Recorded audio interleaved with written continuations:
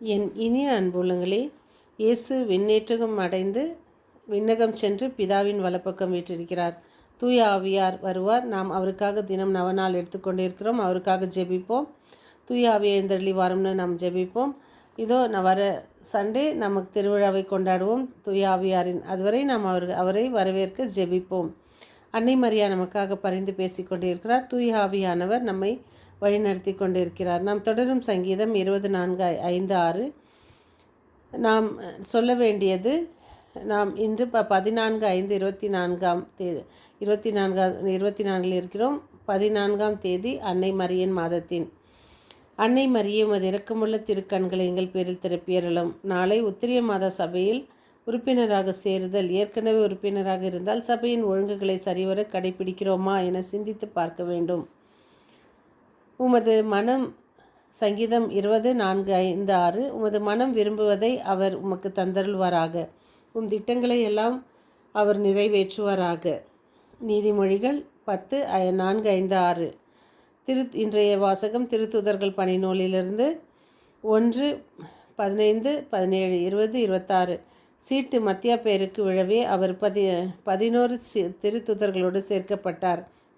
இன்று புனித மத்தியா திருவிழா.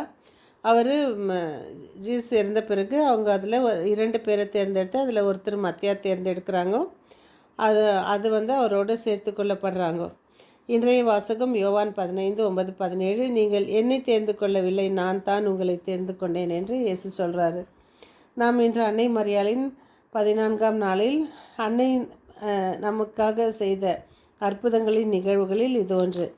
புனித கிரிகோர் என்ற ஒரு திருத்தந்தையை அத்திருச்சபை ஆண்டு கொண்டிருந்த காலத்தில் ரோம் நகரெங்கும் கொடிய நோய் ஒன்று பரவி வெறும் அந்த கொடிய நோய் என்னென்னா தும்பின உடனே கொட்டாவி விட்டோடனே ஜனங்க உடனடியாக மரணத்தை சந்திக்கிறாங்க. இந்த மாதிரி மரணம் அடைந்த நிறைய பேர் ஒப்புரவு அருட்சாதனமோ இறுதி அருட்சாதனமோ பெறாதவங்க சடுதி மரணத்தை போல் எவ்வித தயாரிப்பு இல்லாமல் சந்திக்கிறாங்க. இதனை கேள்விப்பட்ட திருத்தந்தை கொள்ளை நோய் காலத்திலிருந்து ஜெபிப்பதற்காக ஜெபங்களையும் இயற்றி நிறைய மற்ற பொதுவான ஜெபங்களையும் மக்கள் இடையராது ஜெபிக்குமாறு கேட்டுக்கொள்கிறாரு. மக்கள் திருத்தந்தையின் சொற்படியே ஜெபித்து கொண்டிருந்த போதிலும் கொள்ளை நோய் நீங்கிவிடவில்லை. மக்கள் எல்லாரும் என்ன பண்ணுறாங்க, மிகவும் பயந்து கலங்கியவர்களாக அன்னை மரியான் அடைக்கலத்தை தேடி ஓடுறாங்க. ரோமில் இருந்த மேரி மேஜர் என்ற மரியனின் பேரை அழைத்தில் வைக்கப்பட்டிருந்த நற்செய்தியாளர் புனித லூகாஸ் வரையப்பட்ட அந்த மரியாவின் படத்தை இருவராக உறுதியான விசுவாசத்துடனும் ஜெபித்து கொண்டு பவனியாக வீதியில் எடுத்து செல்கிறாங்க.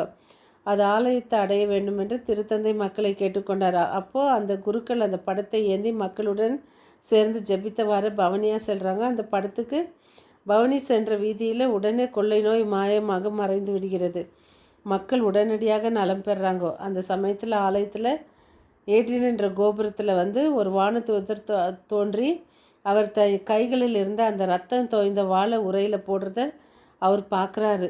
இந்த திருத்தந்தை பார்த்துட்டு ரொம்ப அதிசயப்பட்டு வானதூதர் தோன்றி இருக்கிறத பார்த்து ரெஜினா சீலி விண்ணகத்தின் அரிசி என்ற ஜெபத்தை பாடலாக பாடி மக்கள் எல்லாரும் மகிழ்ச்சி ஆரவாரத்துடன் வானதூதருடன் இணைந்து ஜெபித்து பாடி கொண்டாடுறாங்க.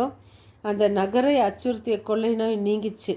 அப்போது திருத்தந்தை வானதூதர் ஜெபத்தை கேட்டு ஏற்றுக்கொண்ட அந்த கடைசியில் எங்களுக்காக வேண்டிக்கொள்ளும் என்று விண்ணக அரசியை எங்களுக்காக வேண்டிக்கொள்ளும் என்ற அந்த சொற்றொடரை இணைத்து கிறிஸ்தவர்கள் அனைவருக்கும் இந்த ஜெபத்தை கொண்டு போய் சேர்க்கும்படி செய்கிறாரு.